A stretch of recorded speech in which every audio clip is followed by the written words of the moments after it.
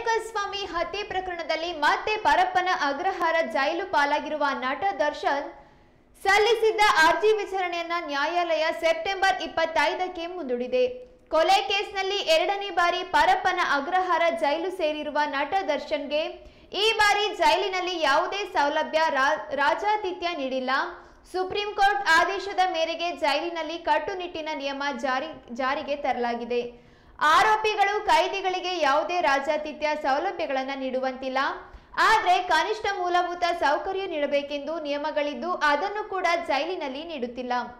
ಜೈಲಿನಲ್ಲಿ ಹಾಸಿಗೆ ದಿಂಬಿನಂತಹ ಕನಿಷ್ಠ ಸೌಲಭ್ಯವನ್ನು ನೀಡಬೇಕೆಂದು ಒತ್ತಾಯಿಸಿ ನಟ ದರ್ಶನ್ ಅರ್ಜಿ ಸಲ್ಲಿಸಿದ್ರು. ಇಂದು 57ನೇ ಸಿಟಿ ಸಿವಿಲ್ ಕೋರ್ಟ್ನಲ್ಲಿ ವಿಡಿಯೋ ಕಾನ್ಫರೆನ್ಸ್ ಮೂಲಕ ವಿಚಾರಣೆಗೆ ಹಾಜರಾಗಿದ್ರು. ನ್ಯಾಯಾಲಯ ಅರ್ಜಿ ವಿಚಾರಣೆಯನ್ನು ಸೆಪ್ಟೆಂಬರ್ 25ಕ್ಕೆ ಮುಂದೂಡಿದೆ.